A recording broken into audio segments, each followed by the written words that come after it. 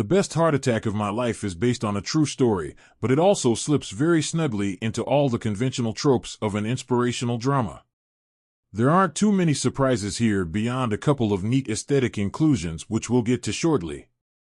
Split across 6 episodes, the show is an easy watch with bite-sized chapters that all lead to a satisfying conclusion that wraps everything up with a neat little bow. The story follows a ghostwriter called Ariel. He smokes like a chimney, he's overweight, he's a slob, and he doesn't exercise. His wife Isabel wants a divorce as she's already in love with someone else and moved on, but Ariel isn't ready to do the same. He knows he needs to get into better shape and is fast approaching a heart attack given the way he lives, but he just can't help but indulge himself.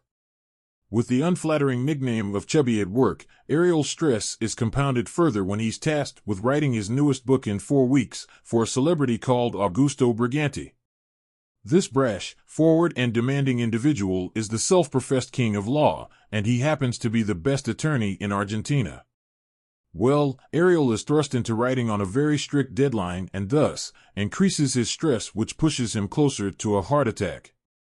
However, as fate would have it, it's not actually the stress that pushes Ariel's heart rate to dangerous levels.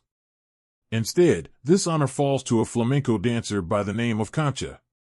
After seeing her on stage one night, he immediately finds himself enamored with her.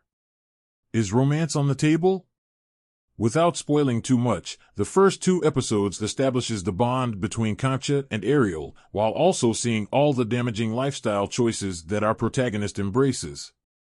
However, it's here that the show does a bit of a switch and bait, switching perspectives and following Concha and a pair of supporting characters who own their own Airbnb for the next 3 chapters.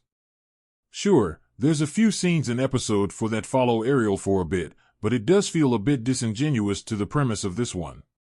While the reasoning makes sense in universe, the drama here is nowhere near compelling enough to keep you watching without itching to speed things along or do something else while the show is playing.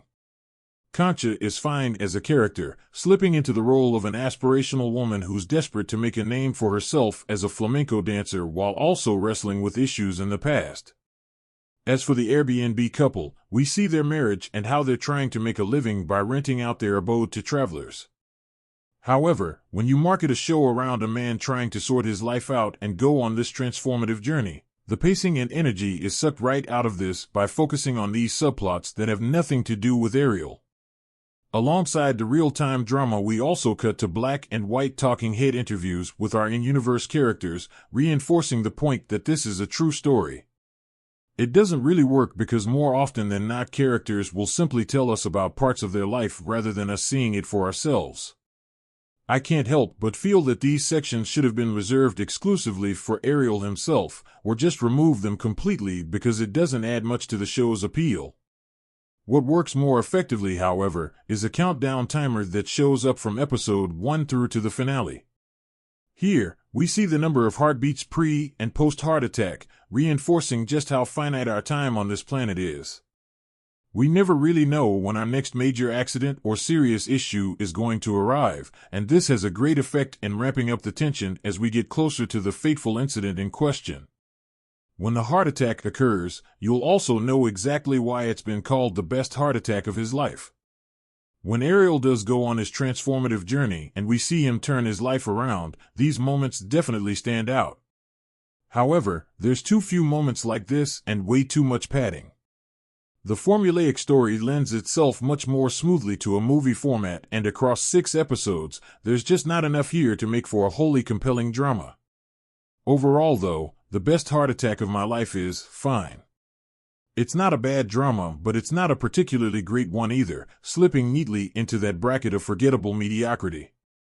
This isn't one to write home about, but if you're intrigued by the premise, there's enough in this to kill a couple of hours.